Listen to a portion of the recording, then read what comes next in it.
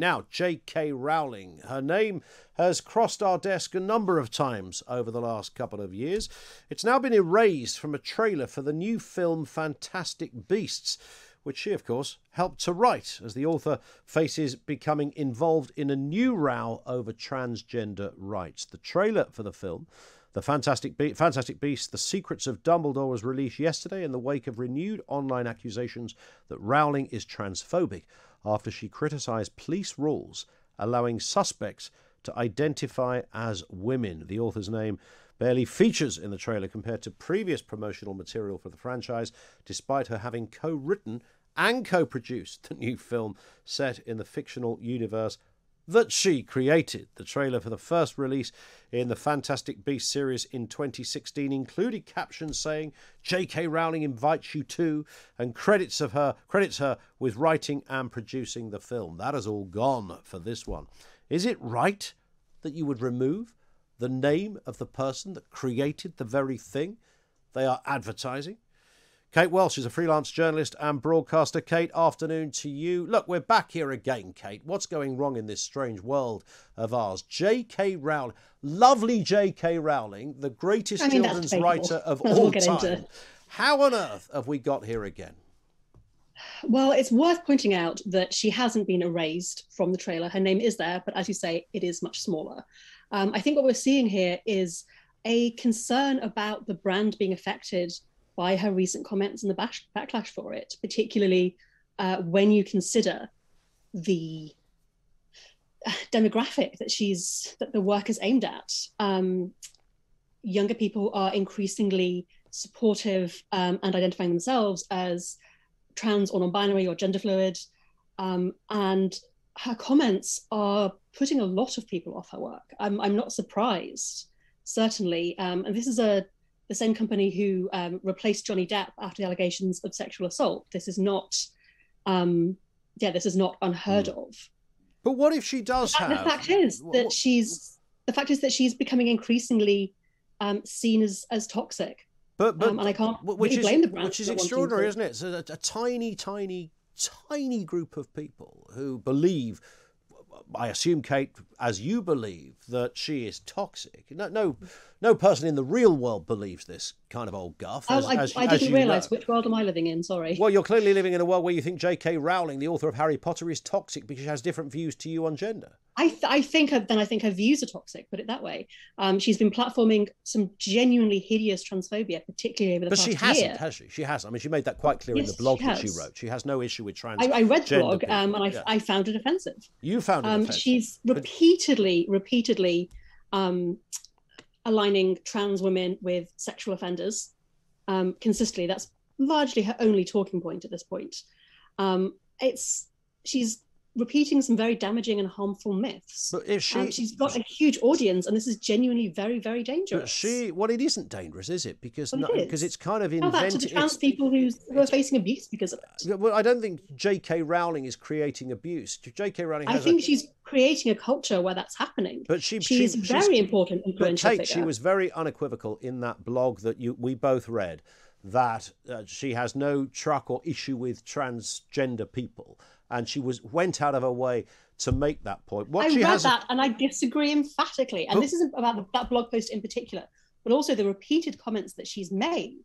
Because she's making the point about women, about adult human females. She's making the point about the backstory of women that a trans woman would never be able to get their head around, would never be able to identify with. She's making sure that position in the gender spectrum, if that's how you see it, is that women deserve to retain everything that goes with the story and I'm of being including trans women in that. Yes, well, she's making the distinction with things like the Police Scotland story, where they've been criticised for allowing suspects to self-identify as women, which is absolutely bonkers. Nobody with a brain could possibly clarify what they're actually doing here? Go on. As somebody who lives in Scotland, is a rape victim and has been following this. Actually, the situation is that if suspects are being accused of a crime or being arrested, the gender they're living in as are identifying as the pronouns that they use on a day-to-day basis are being retained. It's not a case that a cisgender man will rape somebody and say, oh, actually, I'm a woman. Actually, please use these pronouns to refer to me. That's not what's happening. And equally, this So massive... a man, a bloke with a penis, rapes a woman, but he might be a woman. No, that's exactly the thing. If a trans woman is arrested for a crime, or a trans man arrested for any crime, regarding what it is, why would they not continue to use the gender and pronouns that they've been living with? Yes, but I think many people. So it's not male rape if the person previously identified as a woman, even though they have a penis and testicles. You don't see also, that as this male idea rape. that trans women are predatory and going around raping people is inaccurate and dangerous. But who thinks that? I don't think anybody thinks that. I certainly don't think that. But the implication... Really? Because I haven't heard JK Rowling talk about trans women in any sense other than these are people who could rape, quote unquote, but her area of interest is in that particular nuance of the debate. So that's the area that she does focus on, perhaps. And that's not toxic. That's reasonable. Huge amounts of popularity. I think the fact that her name is being reduced in size says a lot about the seriousness that people are taking these comments. But I don't. And are taking the response I'm not absolutely sure. This is clearly Warner Brothers as well. Listen, I mean, you're right in the sense that lots of big corporations take it seriously, which sort of slightly flies in the face of some of the trans arguments that their position is not taken seriously, when clearly if you upset any of these... Sorry, if I'm not in the real world and they're not in the real world, which real world are we talking about? Because I'm a bit confused. Which real world are we talking about? Yeah, because, okay, so the corporations try and frequently fail to support trans people. They're in a bubble. I, as a cisgender woman, a cisgender queer woman, support trans women. I'm in a bubble. So what's the cis thing? To clarify, you're not. You're in the real world. You're cis queer. Did you say what? Just explain that. I don't understand. I'm cisgender. In that the gender on my birth certificate when I was a baby, it matches the gender I have now. I'm female, broadly speaking. Right. I'm queer. I'm a lesbian. Okay, so you're just a gay woman then. Plenty of terms we can use: gay woman, lesbian. I like dyke. Do you? Yes. Like what? As in re-owning the word, that kind of thing. I kind of broadly get that, but I'm more confused about the cis thing. Somebody called me a cis man recently, and I didn't quite know why I needed. I don't know you. I don't know whether or not you are. I would assume so, but I'm certainly not making any assumptions. I don't know. Well, I'm a straight bloke. If that's the criteria, then yeah, I'm a straight bloke. Were you when you were born? Did they say, "Oh, it's a boy"? Yeah. You just had to look at my penis to be able to identify that. That would make you a cisgender man. That just makes me a man. I don't need the cis bit in the middle there, do I? I'm just a bloke. Yeah, you do. I mean, I think... No, I don't. Only in your strange parochial world, Kate, do you need that. You know you don't really need it, but you like messing it up a bit, don't you? No, not remotely. Why do I need this? Like a trans woman, as far as I'm concerned, is a woman. I wouldn't think of a trans woman as being, oh, you're secretly a bloke and you've probably got a pair of nuts down there somewhere. So I wouldn't think that for 1 second.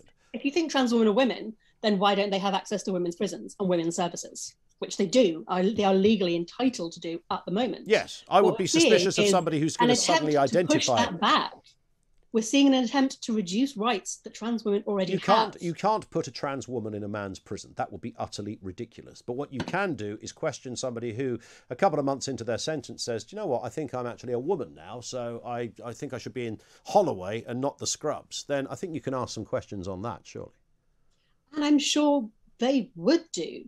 But that's not what JK Rowling is talking about. That's not what the quote-unquote gender-critical feminists are talking about. And the feminism is definitely in inverted commas.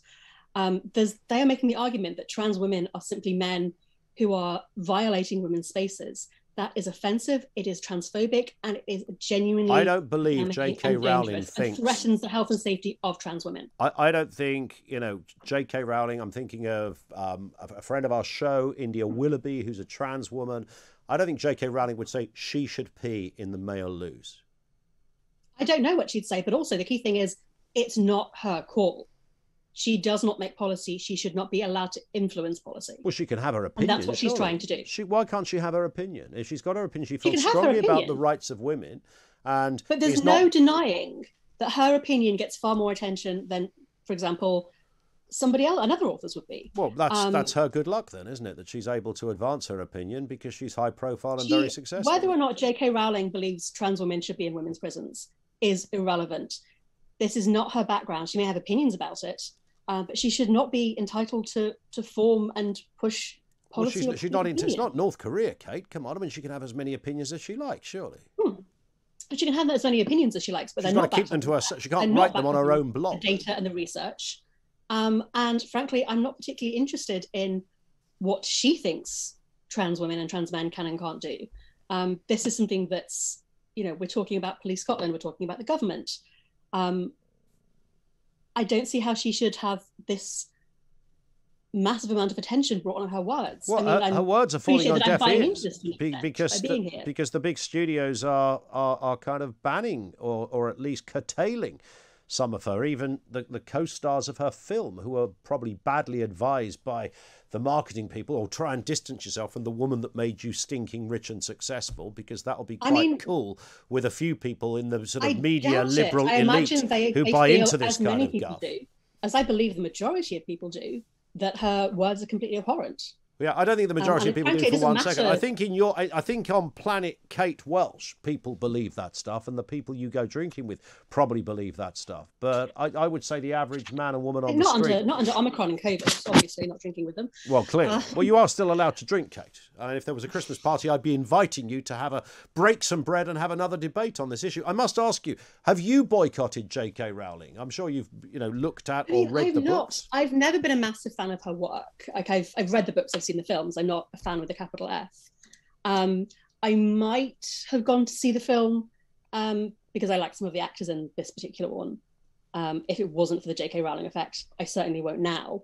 But I don't think she's losing a huge amount of business from me in that sense. What I do have is a large number of friends who are formed in so many senses by Harry Potter, who are big fans, and have, they've been to the conventions, they've been to the theme park, they've bought the merchandise, and they're feeling both let down and also persecuted. I mean, the trans friends I have who are Harry Potter fans feel completely betrayed, and I don't blame them. Because she's trying to have a different opinion to you. Listen, because her opinion is genuinely offensive and dangerous and damaging. So what if it's offensive to some people? So what if it's damaging? Well, you don't have the right. What if it's helping? What she does, it's not her.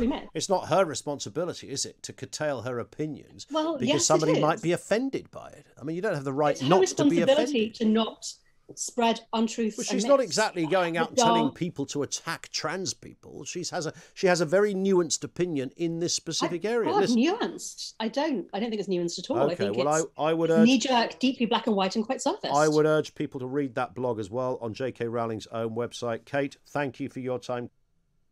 Who is that talking about JK Rowling? Should be on the fringe. Unconscious comedian. I think she is she a comedian? Kaite Welsh?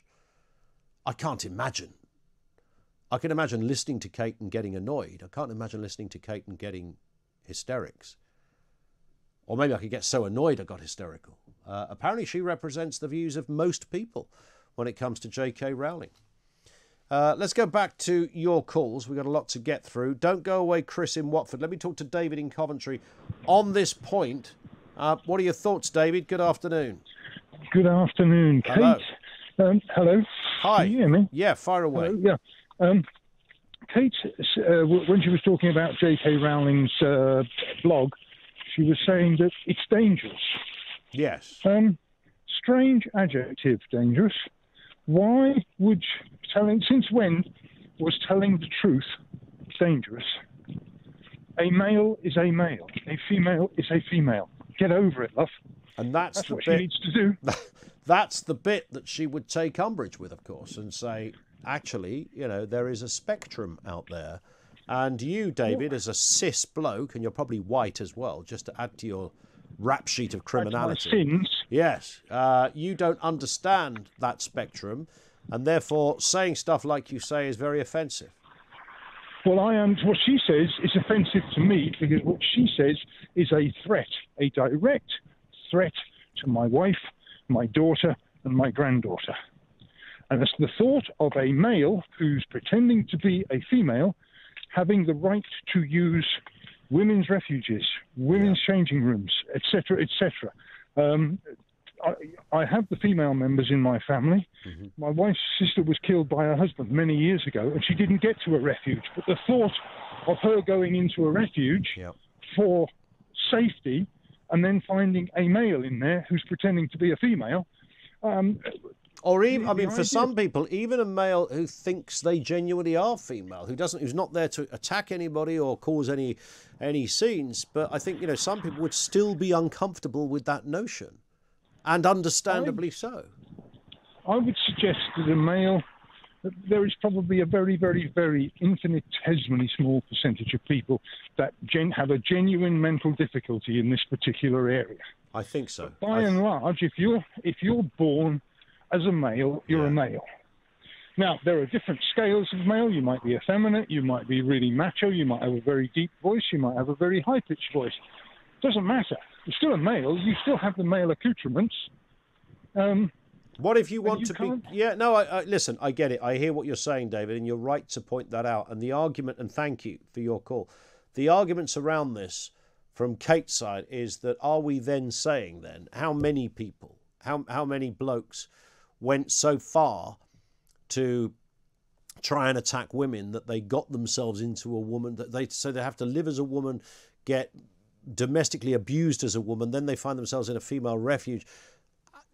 So that's how that story would have to pan out, and the argument goes that you wouldn't find a case like that. But my point is actually slightly different, and that is that even if you were a man who was seriously going on the journey to become a woman, because everything about you, your psychology, your feeling from a young child, I understand. I don't have any trouble understanding all of that. I don't have any trouble understanding what India Willoughby or other Faye Presto or others have talked about in that one. None whatsoever. That to me is not particularly controversial either. It's only controversial for the person who's going through all of that. And difficult and challenging. I sympathise with all of that. I don't think that's quite what we're talking about here. I think what we're saying is, even if a guy has decided that he might want to go down that journey, as a bloke, he would be surplus to requirements in some settings. Settings that women would like to be without such blokes, or any bloke around, whether it's a changing room or a refuge or a prison, whatever it happened to be.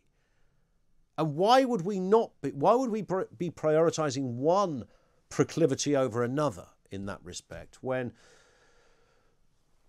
the world would probably argue there's going to be more women in the position looking for that level of protection and exclusivity, or just identity recognition of their femaleness or their womanness? Why would that be weird? And it isn't. So I'm not saying the argument is easy, and not without its kind of pitfalls and talking points, but to not understand, it's a bit like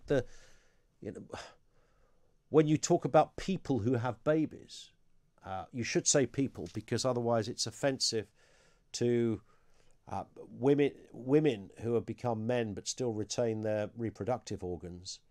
It's like, no, you can't have that one. You can't have that one. You're not allowed that one. Because the women have babies, the giver of life, the giver of milk, the person that nurtures, all that goes with it, the female story, the backstory, procreation, our entire existence, biblical onwards and otherwise. Goodness me, you can't eradicate that for that. You simply cannot do that. So it's women that have babies, and we have to stick with that. And if there are other people in different circumstances, so be it. But let's not be erasing the word woman from this discussion. That is just, it's anti-intellectual, it flies in the face of all logic, and it's unnecessary, and it's just not very nice either. Wendy is in Somerset. Wendy, what are you thinking? Good afternoon. Hi Ian, thanks for taking my call. That's a pleasure. I would like to express my anger really with the lady that you were talking to about JK Rowling. I think you said her name was Jane. Kate. Oh, sorry, Kate. Yes. How did I get that wrong? Easy mistake. I've got an A and E. Yeah. Anyway, I don't. This is the first time I've ever phoned up a radio station, but I was just so annoyed with what she was saying about JK Rowling is dangerous and the path she is taking is dangerous. Yeah. I think the path that these people, Kate is taking, is fairly dangerous myself. Yep. I'm not bothered about people being transgender. If that's what you want to do, that's what you want to do. But I firmly believe if you're born a girl, you grow into a woman, and if you're born a boy, you grow into a man. And if you change your sex, you are still a man or a woman. I found out recently over the weekend that in some schools there's no separate girls and boys toilets anymore. Interesting. And I don't know if that is the case, because my daughter left school years ago, so sure. it's I have no trouble believing that could absolutely be the case. And I just felt compelled to phone up just to say we're having to bend over backwards for the minority, and to keep. I mean, like I say, I'm not. If people want to change their sex, that's totally up to them. But really, this is all going a little bit too far for my liking. Yeah, you kind of wonder where. I think some of it got confused with, for years we've known that, some people believe that whatever their gender birth, and we can argue forever whether that's immutable. You are, your chromosomes will say you are a female or a male for the rest of your life, regardless of what you add or remove surgically, etc. But, we understand some people psychologically feel that they are the opposite gender to the one they were born with. And I respect that. And if somebody lives their life that way, that is fine. If they go to all the trouble of surgically changing their body, you have to assume they're pretty serious about this stuff. I don't think, Wendy, it's just that. I think it's this sort of spectrum of genders that you can now apparently be. You can name your gender, you can name you can say anything you want. It's that flexible. You can be all manner of genders. There's like 150 out there, and you can pick any one of them. Yeah, well, I wonder if that's where the real trouble has started. And most of us are kind of more angry, when people say they're gender fluid or they're non-binary and things like that, areas where there is a huge amount of contention in the world of biology, in the world of science, and it's very hard to find a clinician or a scientist that will stand up and say, absolutely, there is also this gender, because at the moment these are sort of almost self-proclaimed things. You have this curious disproportionate amount of students who suddenly declare they are non-binary, way out of kilter with the rest of the world in terms of numbers, who 10 minutes later, when they've left university and decided they're not as rebellious as they thought they were at the time, they're no longer non-binary. There's these kind of questions. Wendy, I get it. Thank you for that. It's an area that's not just about JK Rowling, and I would urge you to read JK Rowling's blog on her own website. I'm sure it will still be there, which is a beautifully, eloquently and intelligently written piece about her position on this. And I think she sets out, not that she should have to, by the way, but clearly in order to address the vile accusations and threats of murder and book burning and goodness me, her family, her extended family, friends, etc. This is really hysterical stuff. And when you follow the arguments, it is pretty much always contested by or inflamed by a kind of very, very hard left. We talk about the dangers of the hard right, the really extreme right. This is the same thing, okay? It's the same thing. When you draw that circle of political affiliations, eventually that hard left and hard right kind of meet in the middle somewhere. That's always been the case, but this is one such example. It only seems to be very ardent kind of, I can't even use, it's not even a Marxist thing. It's just very hard, brutal left-wing thinking. Now you might think, well, if that is the case, why would like Sony Pictures or Universal come out in support of some of this stuff? Well, that's because there's another thing going on here, and that is the idea that nobody wants to be seen to apparently be unkind to people. And that hard left have very loud voices. They have very inaccurate and disturbing voices, but they're very darn loud, incredibly loud. You can hear them in another postcode. And that resonates. And when you say to a big company, do you want to be seen as a a nasty person. Transphobia sounds a bit like homophobia. It's in the same ballpark as racism, etc. You don't want to be in that place, do you? No, not really. You know, what do we do? Well, open up your changing rooms to remove this woman's name from your film, or make it less of a profile or a visual thing on the trailer.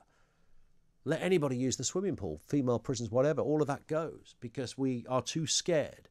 The nightmare scenario of being described as phobic of any description is too great for these companies and organisations. It kind of has to be that. They just can't bring themselves to go there. And we don't hear real condemnation from what you might call the moderate left. I don't hear much. In fact, I hear sort of the boy Jones in The Guardian sort of bleating on almost in defence of that hard left on this one. But those that would just normally rub along with fairly left-wing opinions, I don't hear much from. And I think it's in the same kind of ballpark that we don't hear when there's a terror attack, and there is an analogy here, I hope there is, a terror attack. We don't hear a lot of condemnation about it from the left, curiously. We tend not to get it. And I think Christopher Hitchens hit upon this, and he said it's all kind of linked, particularly when you're talking about Islamist terrorism.